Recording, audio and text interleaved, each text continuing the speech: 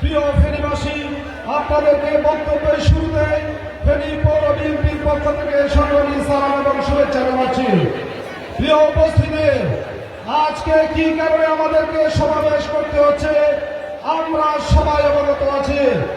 আজকে যে অন্তর্বর্তী সরকারের প্রতি আমাদের স্পষ্ট বক্তব্য, আজকে বিগত 17 বছর যারা দ্রব্য মূল্য নিয়ন্ত্রণের জন্য যারা ফ্যাসিবাদের আশ্রয় প্রশ্রয় থেকে এই বাংলাদেশের বাজারকে একটা সিন্ডিকেটে পরিণত করেছে, আজকে অন্তর্বর্তী সরকারের কাছে আমাদের দাবি থাকবে অতি সত্বর এই বাজার সিন্ডিকেট ভেঙে জনগণের ক্রয় ক্ষমতার মধ্যে দ্রব্যমূল্য নিয়ে আসতে হবে।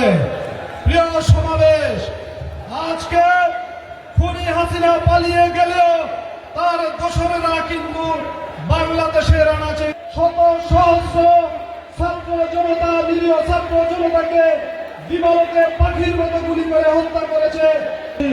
বাংলার মানুষের গণতান্ত্রিক অধিকার ফিরে পাওয়ার জন্য বিগত 17 বছর একটা ফেসি করেছে। সাগলাইন উপজেলা বিএনপি মিছিলকে স্বাগত জানান। যারা মিছিল নিয়ে এসেছেন মঞ্চের সামনে অর্থাৎ পিছনে অনেক খালি জায়গা আছে, আপনাদেরকে সেখানে অবস্থান নেওয়ার জন্য অনুরোধ করা যাচ্ছে।